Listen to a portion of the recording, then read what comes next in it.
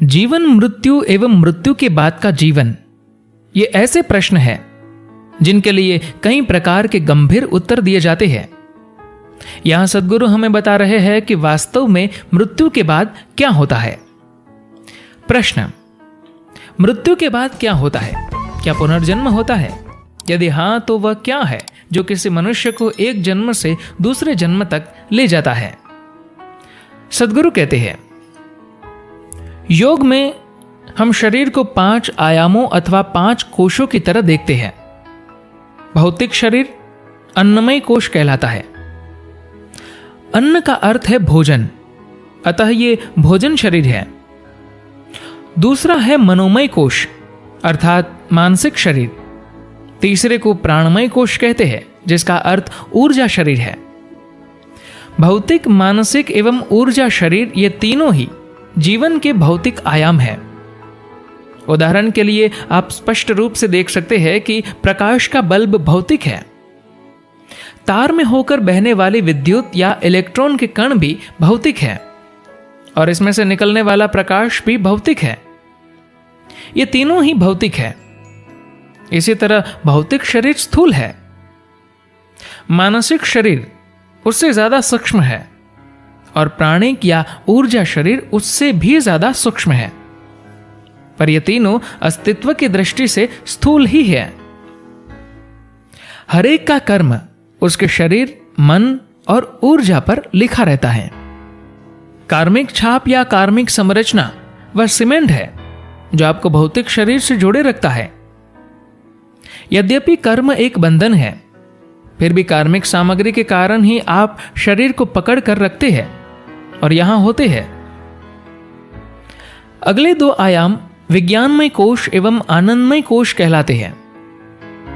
विज्ञानमय कोश अभौतिक है पर भौतिक से संबंधित है। विशेष ज्ञान या विज्ञान का अर्थ है असामान्य ज्ञान अथवा वो ज्ञान जो इंद्रियों की पहुंच के परे है। ये एक आकाशीय शरीर है, आर पार जाने वाला शरीर है जो भौतिक से अभौतिक की ओर जाता है। यह न तो पूरी तरह से भौतिक है न अभौतिक। ये दोनों के बीच एक कड़ी की तरह है। आनंदमय कोश एक आनंद शरीर है एवं पूर्णतः अभौतिक है। इसका अपना कोई आकार या रूप नहीं है। यदि भौतिक, मानसिक तथा ऊर्जा शरीर अपने आकार में संतुलन में हो तो ही वे आनंदमय कोश को पकड़ कर रख सकते हैं। अगर यह चीजें ले ली जाए तो आनंदमय शरीर ब्रह्मांड का हिस्सा बन जाता है। जब किसी की मृत्यु हो जाती है तो लोग कहते हैं अब वो व्यक्ति नहीं रहा, लेकिन यह सच नहीं है। हां, वह व्यक्ति अब उस प्रकार से नहीं है जैसे आप उसे जानते हैं, पर वो अभी भी है। भौतिक शरीर चला गया है पर मानसिक और प्राणिक शरीर अभी भी है, जिनका आधार कर्म की मजबूती पर है। अन्य गर्भ में जाने के लिए कार्मिक संरचना की तीव्रता कम होना जरूरी है। इसको थोड़ा निष्क्रिय होना पड़ता है। अगर कार्मिक संरचना ने अपना काम पूरा कर लिया है, यदि वह कमजोर हो गया है तो उसे दूसरा शरीर आसानी से मिल जाता है। जब कोई इस जन्म के लिए आमंडित कर्म पूरे कर लेता है तो वह ऐसे ही मर जाएगा, बिना किसी रोग, चोट या दुर्घटना के। उस व्यक्ति को कुछ ही घंटों में नया शरीर मिल सकता है। कोई अगर अपना जीवन पूर्ण कर लेता है और शांति से मरता है तो वह इधर उधर भटकता नहीं और तुरंत चला जाता है। लेकिन यदि कार्मिक संरचना बहुत तीव्र है, पूरी नहीं हुई है, तो उसे पूरा करना पड़ता है। तब उसे नया शरीर प्राप्त करने में ज्यादा समय लगता है। ये वही है जिन्हें आप भूत कहते हैं। आप उन्हें अनुभव कर सकते हैं क्योंकि उनकी कार्मिक संरचना अधिक तीव्र होती है। आपके चारों ओर ऐसे असंख्य जीव हैं। आप चाहे ये जानते हो या नहीं, पर आप उनका अनुभव नहीं कर पाएंगे क्योंकि उनके कर्म एकदम कमजोर पड़ गए हैं, पर पूरी तरह से समाप्त नहीं हुए हैं। वे कर्मों के और अधिक नष्ट होने की प्रतीक्षा कर रहे हैं, जिससे उन्हें नया शरीर मिल सके। जब आप आध्यात्मिक मार्ग पर चलते हैं तो हर एक आध्यात्मिक जिज्ञासु का अंतिम उद्देश्य है इस पूरी प्रक्रिया को तोड़ना। ये एक बुलबुले की तरह है। बुलबुले की बाहरी परत आपकी कार्मिक संरचना है और अंदर हवा है। मान लीजिए आप बुलबुले को फोड़ देते हैं तो आपकी हवा कहां गई? अब आपकी हवा नाम की कोई चीज नहीं रह गई है, वो तो सारे अस्तित्व का भाग बन गई है। अभी यह असीमितता सीमित कार्मिक संरचना के अंदर बंद है, तो आपको यह लगता है कि आप एक अलग इकाई है, अलग व्यक्तित्व है। यदि आप कार्मिक संरचना को 100% तोड़ देते हैं तो आपका अस्तित्व के साथ विलय हो जाता है। ये वो है जिसे हम महासमाधि कहते हैं।